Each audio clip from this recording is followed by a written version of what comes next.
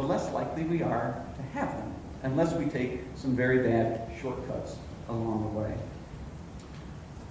What we need is a laser-like focus on the kingdom of God. I don't know another way to put it. The kingdom of God, or the reign of God, where God is in charge. When churches focus on themselves, taking care of us, or even, it can sound very holy. Well, we want to get more people in here. But often that's about us, because we want to be part of a church that's growing and blowing, just have more, and less about the people that we say we're trying to reach. This laser-like focus on the kingdom of God means looking out around us and saying, where are people's lives not reaching the full potential that God has for them? So we ought to think about people who are trapped in cycles of poverty. What can we do to help lift them out, to help them lift themselves out of poverty? Or children who are finishing public education, not able to read. That's not right. That's not God's preferred future. It doesn't lead to God's preferred future for children.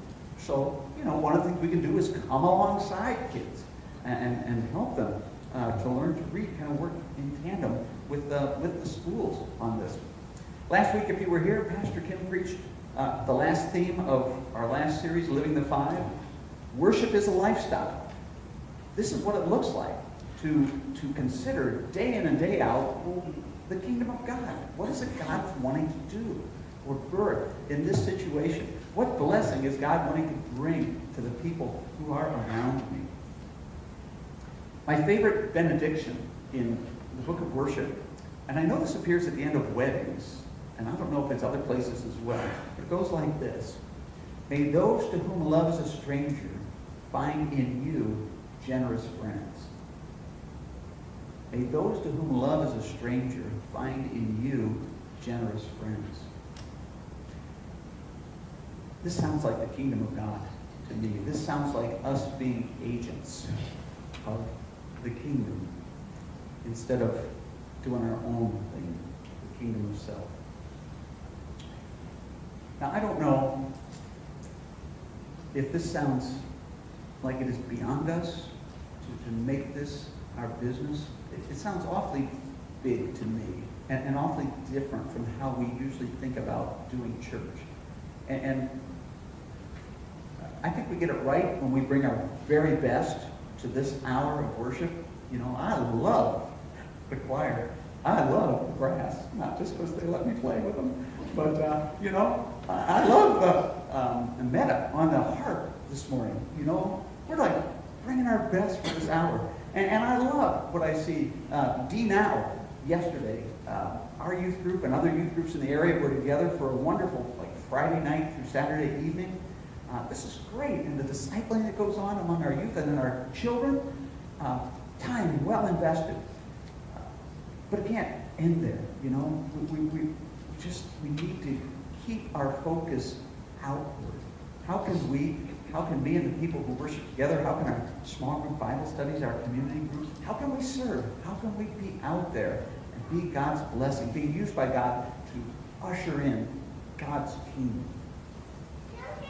Well, someone once said, the journey of 1,000 miles begins with a single step. Single step.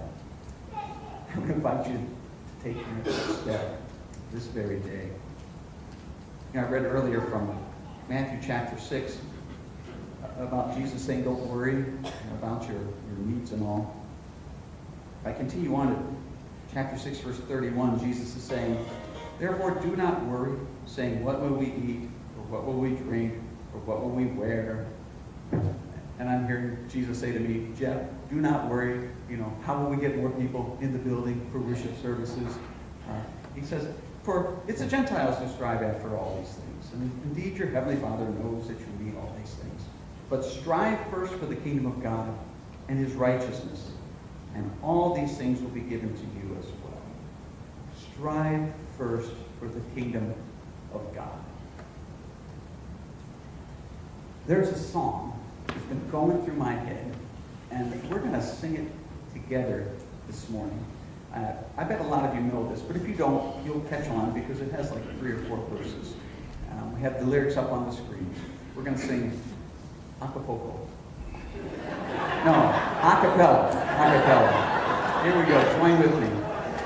Seek ye first the kingdom of God and His righteousness, and all these things shall be added unto you.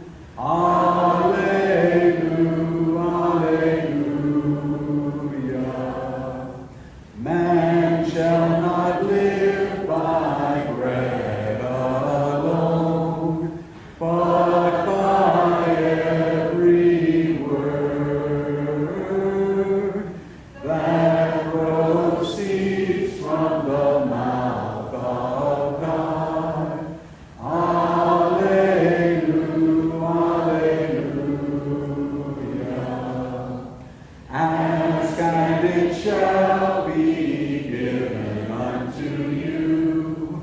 Seek and ye shall find.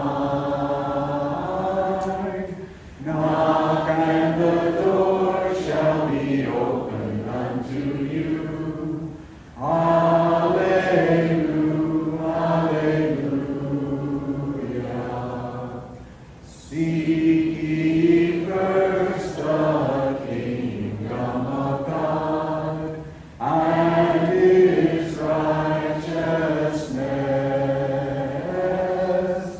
and all these things shall be added unto you. Alleluia, alleluia. This verse from Hebrews, chapter 4, verses 15 and 16. We do not have a high priest who is unable to sympathize with our weaknesses, but we have one who in every respect has been tested as we are, yet without sin. Let us therefore approach the throne of grace with boldness, so that we may receive mercy and find grace to help in time of need. There is mercy for when we fall into temptation and sin. There's mercy. And there is grace to flee temptation. There's grace to resist it. And all of this is gathered up in Jesus Christ and celebrated in this table. Pastor Kim, would you come and we'll prepare this meal.